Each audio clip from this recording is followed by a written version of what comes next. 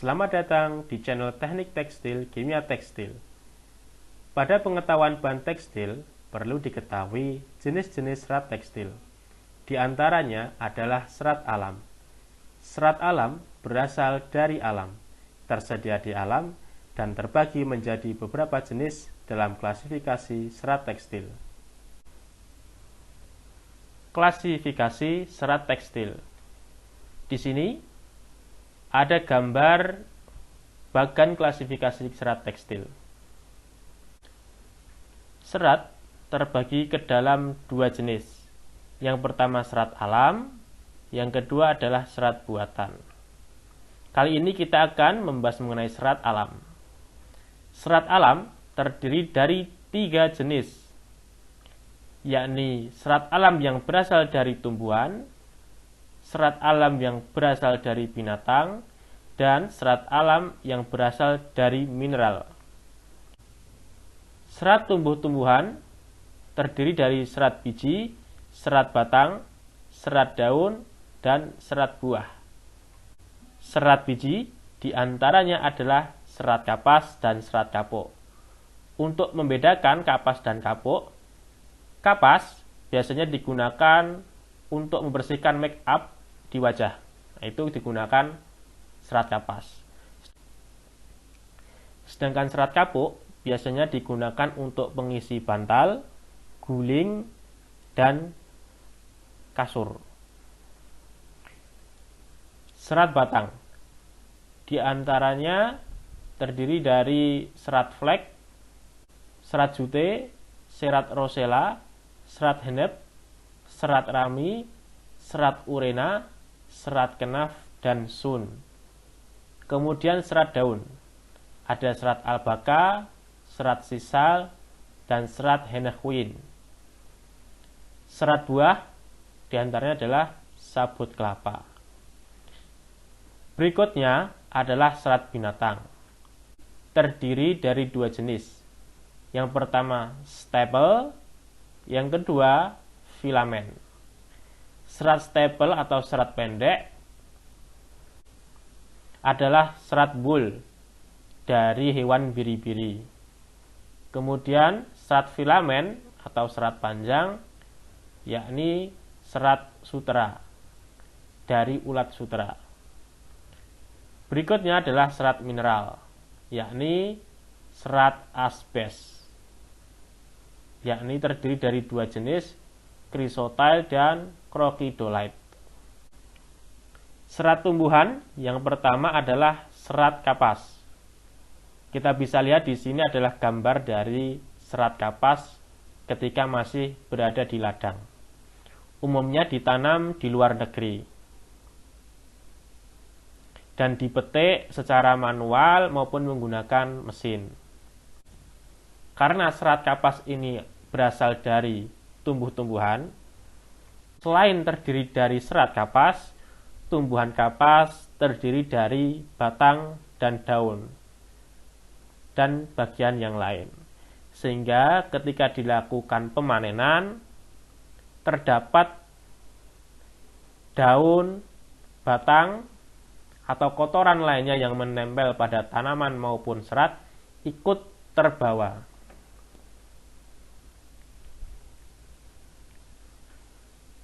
Sehingga pada proses pemintalan perlu dilakukan pembersihan serat kapas.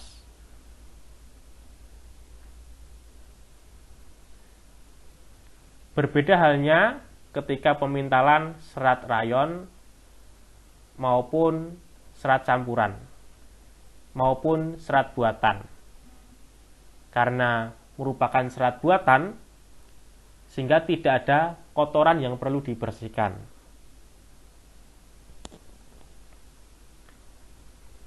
Serat kapas dihasilkan dari rambut biji tanaman kapas. Tanaman kapas termasuk dalam jenis Gossypium. Tanaman yang berhasil dikembangkan adalah jenis Gossypium hirsutum dan Gossypium barbadens. Kedua tanaman berasal dari Amerika. Gossypium hirsutum kemudian terkenal dengan nama kapas upland atau kapas Amerika. Dan Gossypium barbadens kemudian dikenal dengan nama kapas C Island. Kapas upland merupakan kapas yang paling banyak diproduksi dan digunakan untuk serat tekstil. Sedangkan kapas C Island, meskipun produksinya tidak terlalu banyak, tetapi kualitasnya sangat baik karena seratnya halus dan panjang. Oleh karena itu, kapas C Island digunakan untuk tekstil kualitas tinggi. Komposisi kapas. Kandungan terbesar dari serat kapas adalah selulosa. Zat lain selain selulosa akan menyulitkan masuknya zat warna pada proses pencelupan. Oleh karena itu, zat selain selulosa dihilangkan dalam proses pemasakan. Jadi, di dalam serat kapas itu kandungan terbesarnya, senyawa terbesarnya adalah selulosa, 94%. Zat selulosa ini yang dapat mengikat zat warna. Selain selulosa, karena serat kapas ini adalah serat alam dan kandungannya tidak hanya selulosa, maka zat-zat selain selulosa perlu dihilangkan. Protein, pektin, lilin abu, pigmen, dan zat warna ini dihilangkan dalam proses pemasakan atau scoring.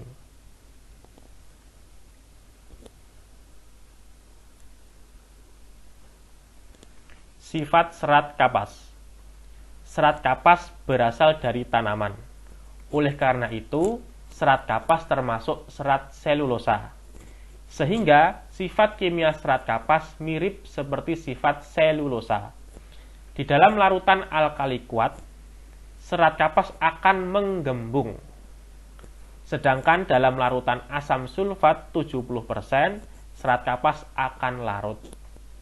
Proses penggembungan serat kapas dalam larutan NaOH 18% disebut proses merserisasi.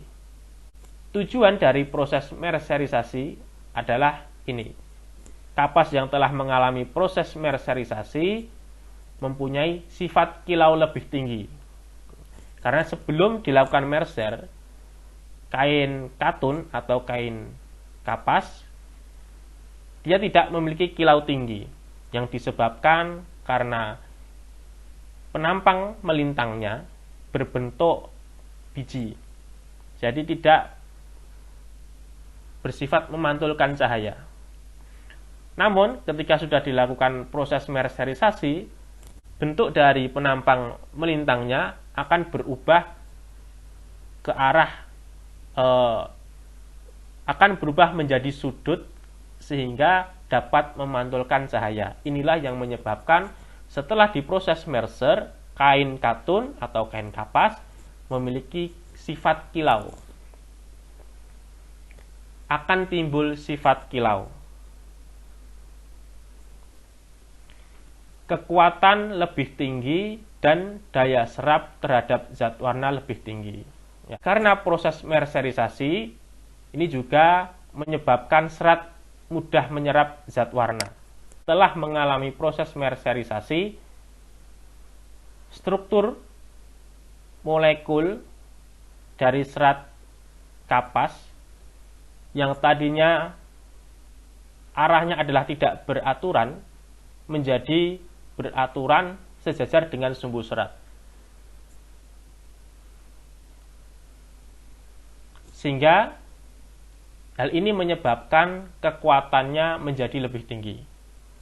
Berikutnya, proses merserisasi juga menyebabkan serat mudah berikatan dengan zat warna, sehingga mempunyai daya serap terhadap zat warna yang lebih tinggi dibandingkan dengan kain kapas atau kain katun yang belum diproses merserisasi. Kemudian pada proses pengelantangan atau bleaching, yakni penghilangan zat pigmen pada serat kapas, di sini dijelaskan, oksidator selama terkontrol kondisi pengerjaannya tidak mempengaruhi sifat serat, tetapi oksidasi yang berlebihan akan menurunkan kekuatan tarik serat kapas. Oleh karena itu, pada proses pengelantangan yang menggunakan oksidator, harus digunakan konsentrasi oksidator dan suhu pengerjaan yang tepat agar tidak merusak serat. Maka konsentrasi oksidator untuk mengoksidasi perlu diperhatikan agar tidak terlalu tinggi, dan juga suhunya juga jangan terlalu tinggi agar serat kapas tidak rusak. Selanjutnya, morfologi serat kapas jika dilihat di bawah mikroskop mempunyai penampang memanjang, seperti pita yang terpilin atau pita terpuntir. Dan untuk penampang melintangnya berbentuk seperti ginjal atau kedelai dengan lubang di tengah yang disebut lumen. Ini adalah gambar. Di sebelah kiri adalah gambar dari penampang membujur serat kapas. Kemudian di sebelah kanan adalah bentuk dari penampang melintang serat kapas. Ini adalah berbentuk pita terpuntir atau pita terpilin, sedangkan yang kanan berbentuk kedelai atau ginjal dengan lumen di tengahnya. Beberapa karakteristik serat kapas terlihat di dalam tabel ini. Daya serap terhadap air. Hidrofilik, artinya dia sangat mudah menyerap air. Kemudian moisture gain 8,5%. Elastisitas kurang baik. Sifat kimianya tidak tahan terhadap asam kuat, tidak tahan terhadap alkali, tidak tahan terhadap bahan kimia yang berlebihan. Hasil uji pembakarannya terbakar habis, tidak meninggalkan abu. Stabilitas dimensi dapat terjadi penyusutan jika dilakukan pencucian yang tidak sesuai. Kekuatan 2-3 gram per denier. Kekuatan akan meningkat 10%, lebih kuat ketika basah. Nah, dijelaskan di sini bahwa kekuatan serat kapas itu akan meningkat jika dia dalam keadaan basah. Ini terjadi karena arah dari struktur molekul serat kapas yang tidak beraturan. Ketika basah dia menjadi sejajar dengan sumbu serat. Kemudian mulur. Mulur serat kapas berkisar antara 4-13% bergantung pada jenisnya, dengan mulur rata-rata 7%. Penggunaan serat kapas. Serat kapas banyak digunakan untuk tekstil pakaian. Biasanya kaos, kalau kita beli kaos cotton 30S, cotton 20S. Nah, atau kita membeli baju hem juga biasanya tercantum label cotton 100%. Kemudian untuk tekstil rumah tangga, yakni diantaranya adalah serbet, taplak meja. Kemudian serat-serat kapas yang pendek disebut linter. Karena sulit sekali dipintal. Karena ukurannya yang pendek, dia sangat sulit dipintal. Umumnya digunakan sebagai bahan baku serat rayon. Serat tumbuhan yang kedua adalah serat rami. Di sebelah kiri adalah gambar dari tanaman rami. Kemudian sebelah kanan adalah gambar dari batang rami yang diambil seratnya. Serat rami. Rami adalah serat yang diperoleh dari batang tanaman Buehmeria nivea. Pohon rami mempunyai batang yang tinggi, kecil dan lurus dengan tinggi batang 1,5 sampai 2,5 meter dan diameter 1,25 sampai 2 cm. Lain halnya dengan serat-serat batang yang lain yang merupakan tanaman tahunan, rami merupakan tanaman yang berumur panjang, dapat dilakukan panen berkali-kali. Tanaman rami tumbuh baik di daerah dengan cuaca hangat dan lembab, di daerah tropik maupun subtropik, dengan curah hujan tidak kurang dari 9-10 cm per bulan yang merata sepanjang tahun. Kekeringan dan hujan lebat dapat merusak tanaman. Angin kencang menyebabkan batang-batang rami saling bergesekan sehingga merusak serat. Rami tumbuh baik di tanah yang cukup subur, gembur, dan dapat mengalirkan air dengan baik. Serat rami merupakan serat yang mempunyai morfologi paling putih di antara serat-serat batang yang lain. Hal ini karena kandungan lignin dalam rami paling sedikit di antara serat-serat batang lainnya. Serat rami diambil dari batang tanaman rami setelah lebih dahulu mengalami proses pemisahan serat dari batang yang disebut proses dekortisasi. Proses dekortisasi adalah memukul-mukul batang tanaman dengan pemukul kayu sehingga serat mudah dipisahkan dari batang tanaman. Selanjutnya, serat dipisahkan dari batang tanaman dengan cara dikerok memakai pisau tumpul. Angin kencang menyebabkan batang-batang rami saling bergesekan sehingga merusak serat. Rami tumbuh baik di tanah yang cukup subur, gembur, dan dapat mengalirkan air dengan baik. Serat rami merupakan serat yang mempunyai morfologi paling putih di antara serat-serat batang yang lain. Hal ini karena kandungan lignin dalam rami paling sedikit di antara serat-serat batang lainnya. Serat rami diambil dari batang tanaman rami setelah lebih dahulu mengalami proses pemisahan serat dari batang yang disebut proses dekortisasi. Proses dekortisasi adalah memukul-mukul batang tanaman dengan pemukul kayu sehingga serat mudah dipisahkan dari batang tanaman. Selanjutnya, serat dipisahkan dari batang tanaman dengan cara dikerok memakai pisau tumpul. Komposisi serat rami. Tersaji tabel komposisi dari serat rami. Kandungan terbesarnya adalah selulosa, sama seperti kapas. Kandungan terbesarnya adalah selulosa. Berikutnya semiselulosa, pektin, lignin, lilin dan lemak, zat terlarut dalam air. Sifat serat rami. Rami merupakan serat batang yang memiliki susunan molekul selulosa, sehingga sifat-sifat rami mirip dengan sifat selulosa yang lain seperti kapas.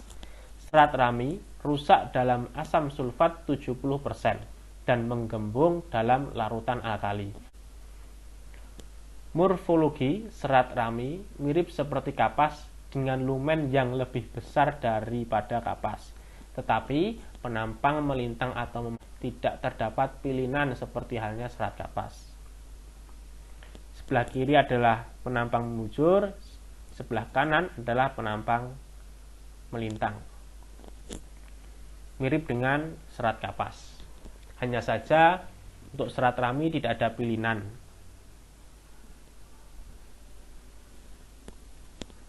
Dan untuk penampang melintangnya, lumennya lebih besar. Karakteristik serat rami. Daya serapnya sangat higroskopis dan cepat kering. Daya kilau baik berkilau, efek panas tahan panas. Elastisitas mulur serat rami berkisar antara 2-10% dengan rata-rata 3-4%. Kimia rusak dalam asam kuat, menggembung dalam larutan alkali. Stabilitas dimensi tidak mudah mengkeret. Kekuatan 3-9 gram per denier.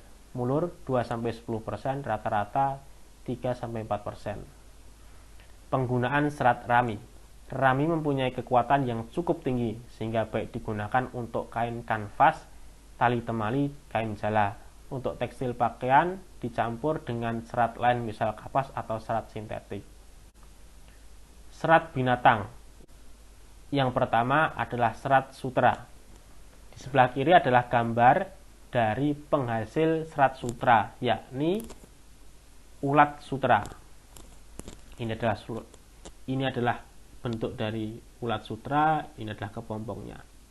Sebelah kanan adalah kumpulan kepompong dari ulat sutra yang akan diambil seratnya, yang dimanfaatkan seratnya.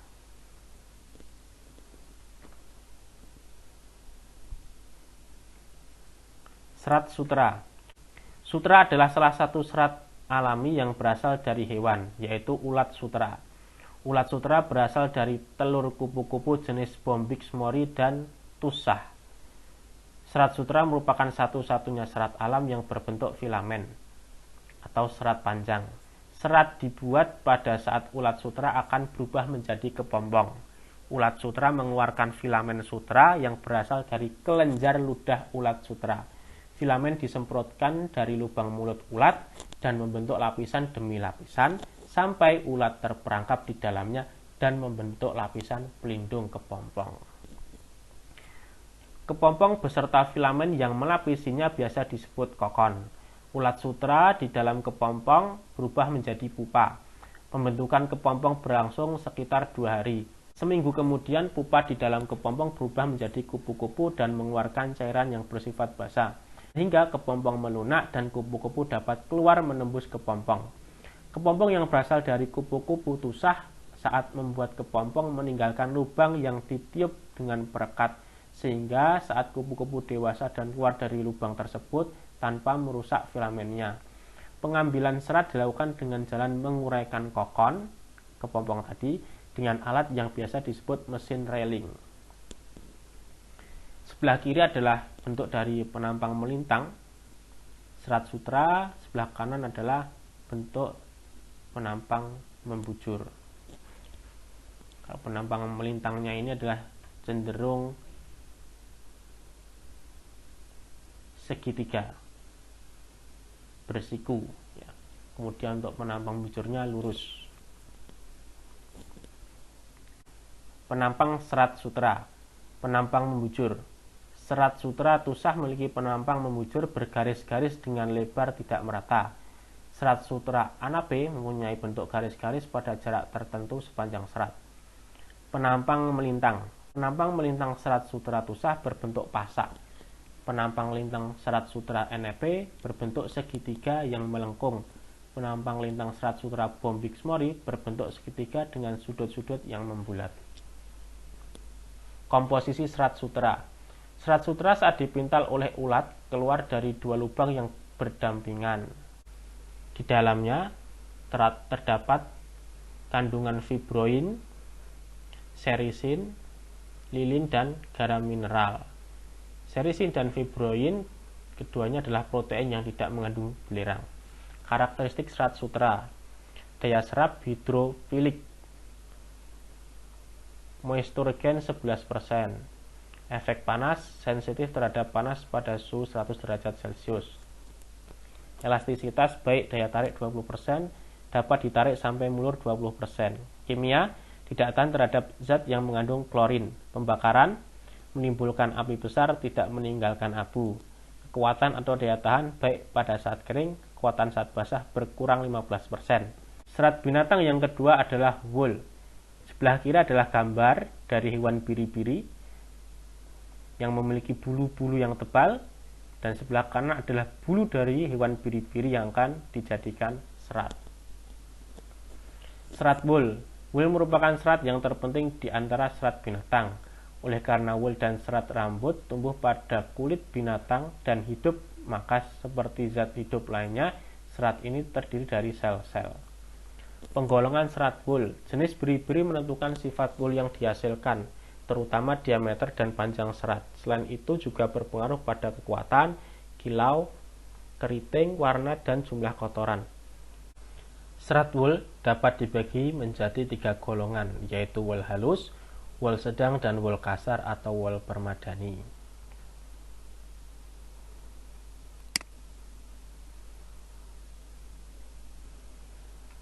Wool halus.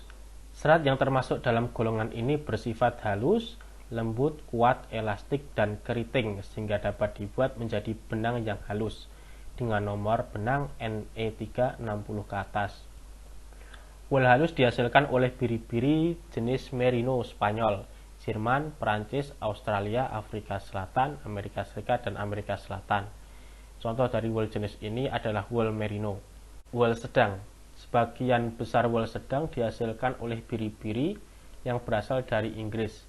Dibandingkan dengan wool halus, serat wool sedang lebih besar, lebih panjang, dan lebih berkilau. Contoh dari jenis ini adalah wool down dan blackface. Wool kasar. Kebanyakan wool kasar dihasilkan oleh biri-biri yang hidup dalam kondisi primitif di banyak daerah di dunia. Wool kasar dihasilkan oleh biri-biri yang berekor gemuk dan berekor lebar yang berasal rata-rata dari Asia, terutama daerah Timur Tengah, India, dan Pakistan. Serat wool jenis ini warnanya bervariasi dari putih sampai hitam dan terdiri dari rambut panjang di bagian luar dan wool halus di bagian dalam.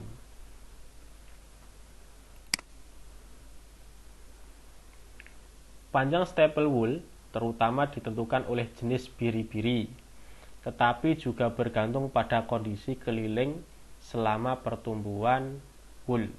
Panjang staple sampai batas tertentu menentukan keberhasilan wool untuk diolah menurut cara tertentu dan jenis hasilnya. Faktor iklim dan ekonomi membatasi kemungkinan pengaturan panjang staple dengan pemilihan waktu pencukuran. Panjang staple wool halus berkisar antara 3,75 sampai 10 cm, wool sedang 5 sampai 10 cm, wool panjang 12,5 sampai 35 cm. Diameter rata-rata serat merupakan sifat yang paling penting, karena diameter serat merupakan bagian yang besar dalam menentukan grade atau nomor benang maksimum yang dapat dipintal. Penampang serat wool. Bentuk penampang lintang serat wool bervariasi dari bulat sampai lonjong. Nih, gambar yang kiri. Berikut adalah tabel karakteristik serat wool. Daya serap hidrofilik, moisture gain 13%, elastisitas baik 20-40% pemanjangan, pengukuran tinggi 99%, saat pelunturan 2%, 65% pada suhu 20 derajat Celcius. Kimia, tidak tahan terhadap alkali dan asam, menguning dan menghitam saat dicelupkan pemutih klorin. Pembakaran, padam sendiri saat api dihilangkan, anti api dan lekat pada serat. Daya kilau, kilauan bervariasi tergantung asal dan tipe serat, serta jenis dari binatang. Kekuatan atau daya tahan, cukup kekuatan saat basah berkurang 20%. Daya kenyal atau pegas, baik di area kering, kembali melenting jika kusut atau remuk. Terima kasih, lanjut ke video selanjutnya, serat-serat buatan.